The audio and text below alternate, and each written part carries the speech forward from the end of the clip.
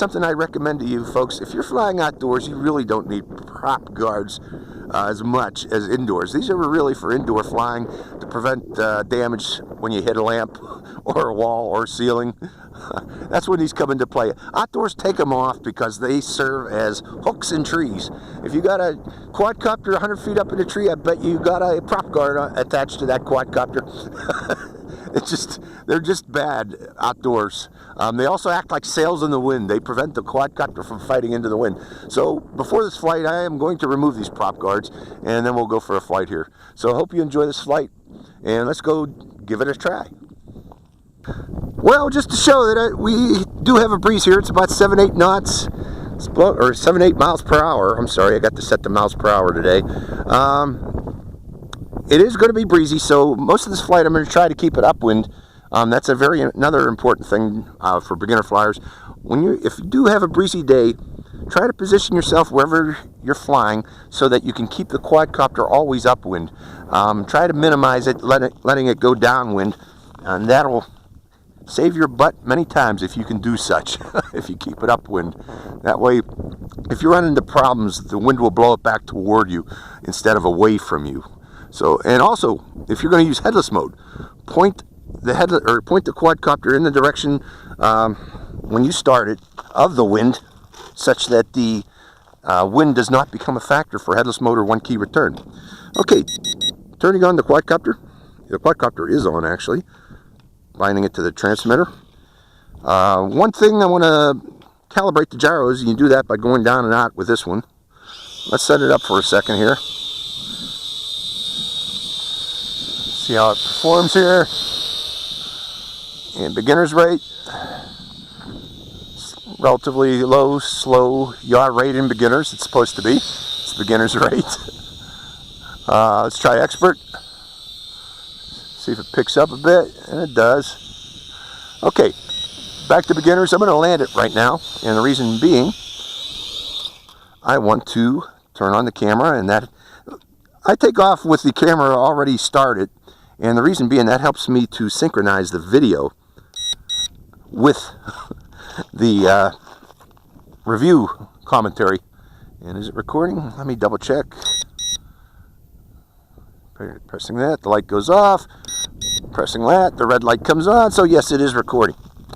Okay, so let's go for a flight of the FQ77791s. Hope you enjoy this flight.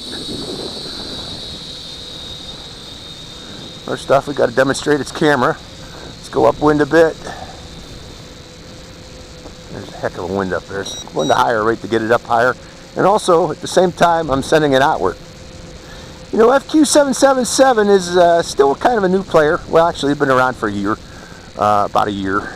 Their first quadcopter, the FQ77954. Here, let me put it in the level flight here. Whoa, look at that wind take it. You're up about 100 meters, folks. Coming down. There we go. Go up and down. If it loses binding with the quadcopter, go up and down with the throttle. I'll demonstrate that again one more time to regain control of the quadcopter.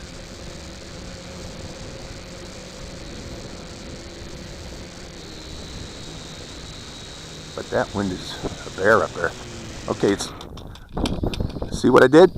That's what you do to regain control. It's the same way with the CMAX 5C. If you want to regain control of the quadcopter, if you lose binding with it, you must. Uh-oh. Okay, I got throttle off here. You know what I forgot to do, folks? I forgot to do a test of what happens when it loses contact with the transmitter, or loss of signal test. Let's go over there. See if we still got bind.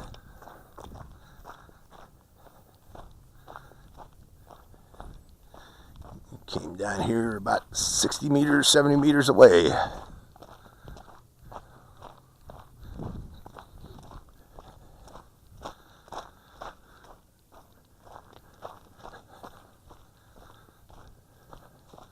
Video's still recording. Yes, it is. Let's turn off that video. Video is off. Okay, while we're here, let's rebind it. Okay, we got bind. What I haven't demonstrated is what happens if you lose control or lose signal from the quadcopter or from the transmitter.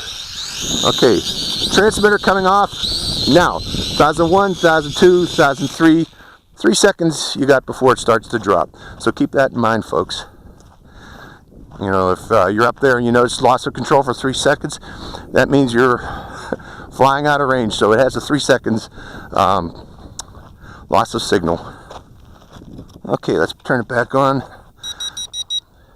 Pointing it in the direction of the wind. And we're going to try headless mode and 1 key return now. Headless mode. And it's operating in headless mode right now. Comes with a beep. I'm pirouetting it to show you that it is in headless mode. Let's go upwind.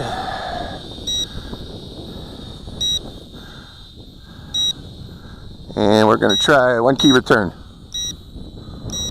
And it comes back to you. Again, there's the wind there. The wind is also helping with it. Going to a higher rate. Let's see if I need to be in headless mode for this thing to coming out of headless mode. Okay, without headless mode on, let's go press 1 key return. And it comes back down parallel with the headless mode bearing. So it does not require headless mode to be operative to work. Going back upwind again. 1 more time for headless mode, or 1 key return. And it works. Okay, let's try flips.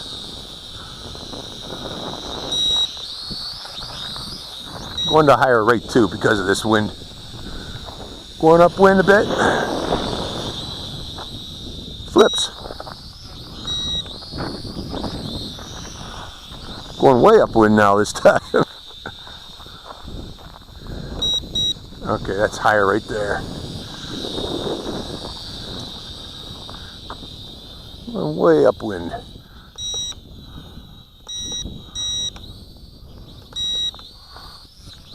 It's flying backwards down the wind. Okay, we are still in high rate. Let's try the maneuverability.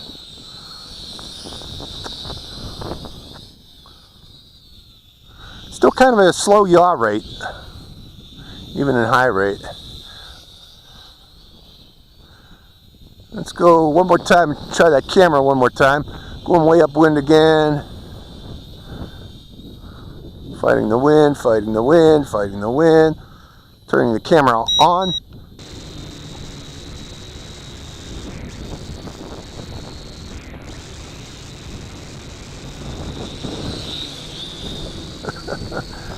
Got the camera on, going back upwind again.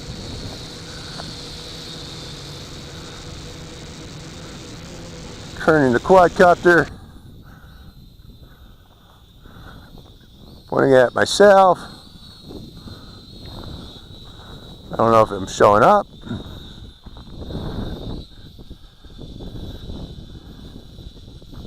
And going back upwind again. So all in all, you know, it's another clone of the X5C.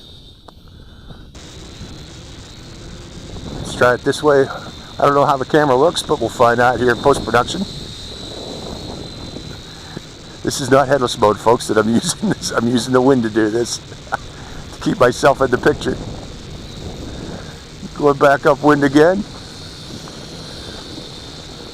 And again, the X5C is primarily a beginner's learn to fly quadcopter, and so is this. I guess this is as good as any to learn to fly with.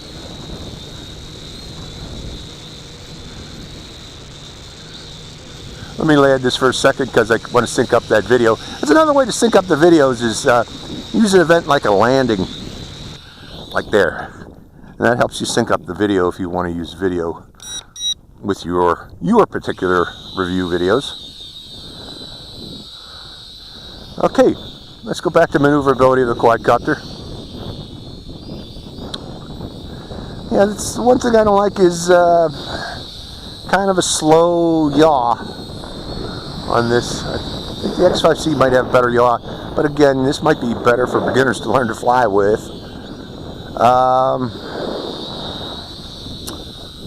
Again, it has that 3-second delay there if it loses signal with the transmitter.